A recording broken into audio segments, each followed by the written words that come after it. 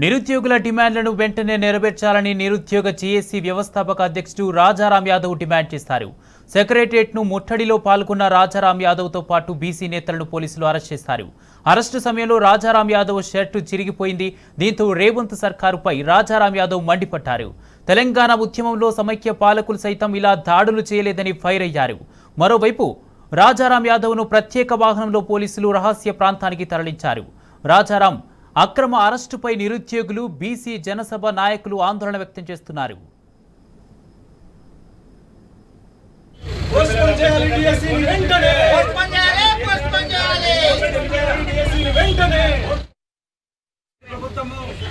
ప్రజాప్రభుత్వం అని ప్రజల పాలన అని చెప్పేసి నియంత్రిత పాలనను అప్రజాస్వామిక పాలనను కొనసాగిస్తున్నారు. ఈ రాష్ట్రంలో రాహుల్ గాంధీ గారు, రేవంత్ రెడ్డి గారు, ప్రియాంక గాంధీ గారు వచ్చి యూత్ డిక్లరేషన్ పేరుగా యువకులందరికీ నిరుద్యోగ వృత్తి ఇస్తాము, 2 లక్షల ఉద్యోగాలు ఇస్తామని చెప్పేసి ఇవాళ చెప్పి 8 నెలలు అవుతా ఉన్నది. కేవలం 4 నెలలు మాత్రమే మిగిలింది.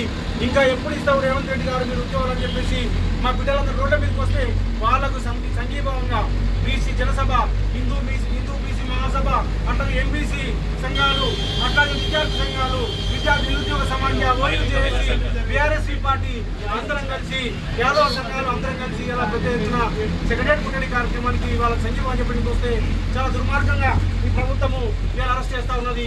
ఇవాళ తెలంగాణ ఉద్యమంలో కూడా నా పైన 180 కేసులు అయినాయి. 6 నెలలు జైల్లో ఉన్నాను. కానీ ఏ ప్రభుత్వం ఇంత దుర్మార్గంగా ఆ రోజు కాంగ్రెస్ ప్రభుత్వం ఉన్నది. ఆ ప్రభుత్వం కూడా, శ్రీమాన ప్రభుత్వం కూడా ఈ పద్ధతిలో వ్యవహరించలేదు. ఇలా మొత్తం కూడా ఈ పద్ధతిలో మాన్యువాలిటీ చేసి ఇలా బట్టలు చింపేసే పరిస్థితి, ఇలా దాడులు చేసే పరిస్థితి ఈ కాంగ్రెస్ ప్రభుత్వం ఎంత పాశవికంగా ప్రజాపాలన అని చెప్పేసి ఆ ప్రజాస్వామిక పాలనని, ఇలా దేశముఖ పాలనని, విష్ణు రామచంద్ర రెడ్డి పాలనని మరొకసారి తెలంగాణలో తీసుకొచ్చిందని చెప్పేసి అర్థమైతే ఉన్నది. ఇప్పటికైనా నేను చెప్తా ఉన్నాను రేవంత్ రెడ్డి గారికి, ఇప్పటికైనా మీరు వేసాలకు వెళ్ళకండి. మన బిడ్డలు అడుగుతున్నట్టు, తెలంగాణ బిడ్డలు అడుగుతున్నట్టు, మా బిడ్డలు అడుగుతున్నటువంటి ఇలా వాళ్ళ 25,000 మెగా టీఎస్ అడుగుతున్నారు. వెంటనే మెగా టీఎస్ చేయాలని చెప్పేసి డిమాండ్ చేస్తాను. అట్లాగే 2,000